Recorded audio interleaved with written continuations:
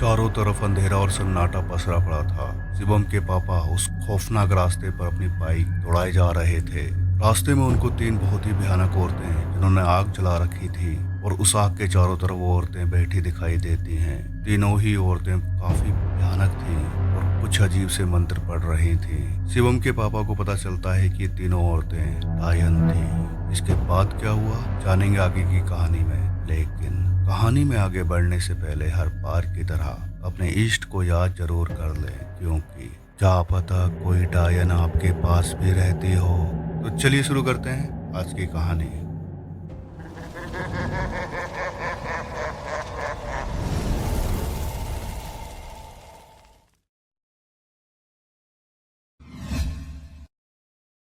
नमस्ते जी, welcome to my YouTube channel Demon Soul Fitness and Vlogs. और मैं हूँ डीमन डायन। ये नाम आपने कई बार सुना होगा और इसके बारे में कई कहानियाँ आपने अपने घर के बड़े लोगों से सुनी होगी, लेकिन जहाँ तक मुझे लगता है डायन कोई आत्मा या भूत नहीं होती, बल्कि ये वो जीवित महिला होती है जिसने कुछ ऐसी नकारात्मक सिद्धियाँ की होती हैं जिससे वो इतनी ज़्यादा शक्तिशाली हो जाती है कि किसी का भी अनर्थ कर दे। कहा जाता है डायन एक विद्या है और जो महिला इस विद्या को सीख जाती है वो इतनी ज़्यादा शक्तिशाली हो जाती है कि वो किसी का भी रूप धर सकती है। कई डायनों के बारे में कहा जाता है कि इनकी उम्र इतनी लंबी होती है कि इसका अंदाज़ा लगाना बहुत मुश्किल होता है।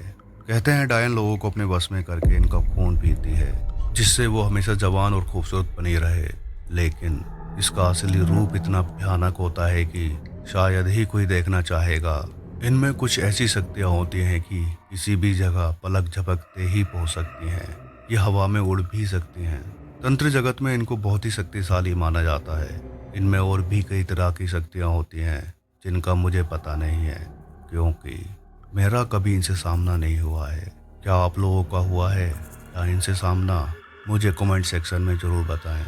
लेकिन शिवम के पापा का सामना हुआ था, वो भी एक डायन से नहीं बल्कि तीन तीन डायनों से। तो कहानी को पूरा जरूर सुने और अपना वैल्यूबल सेशन भी दें। ये बात लगभग 20 साल पहले की है। शिवम के पापा उस टाइम 22-23 साल के रहे होंगे। ये घटना उनके साथ तब घटी थी जब वो अपनी बुआ जी के घर से वापस आ रहे थे। शिवम बताते हैं उनके पापा एक बार अपनी बुआ जी के घर गए हुए थे। इनके बुआ का घर हमीरपुर हिमाचल के एक गाँव में था और इनके पापा का घर हमीरपुर सिटी में है और आज भी ये लोग वहीं पर रहते हैं। जब शिवम के पापा अपनी बुआ जी के घर से वापस अपने घर के लिए निकले तो 8 बज चुके थे। मेट्रो सिटी के हिसाब से रात का ज़्यादा समय नहीं है, लेकिन हिमाचल में वो भी 20 साल पहले इस टाइम तक पूरी तरह सन्नाटा छा जाता था। लोग जल्दी अपने काम से फ्री होकर सो जाते थे।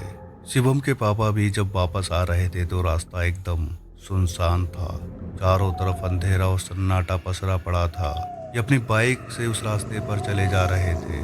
नॉर्मली तो ऐसे रास्ते रात को काफ़ी डरावने लगते हैं, लेकिन हिमाचल के लोग इसके यूज टू होते हैं, लेकिन हर बात के नहीं। क्योंकि अब जो शिवम के पापा के साथ घटने वाला था, अगर वो नज़ारा कोई भी देख ले तो उसके रोंगटे खड़े हो जाएं।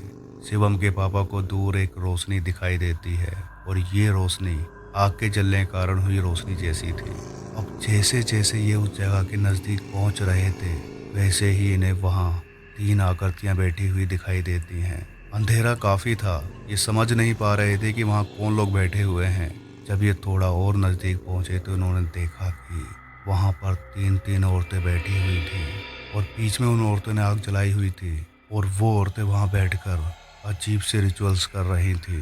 तीनों ने अपने बाल खोल रखे थे और अजीब अजीब से मंत्र पढ़ रही थी और तीनों औरतें बहुत ही भयानक आवाज़ निकाल रही थी। ये देखकर शिवम के पापा का खून जम जाता है। डर से उनकी आंखें फटी की फटी रह जाती हैं।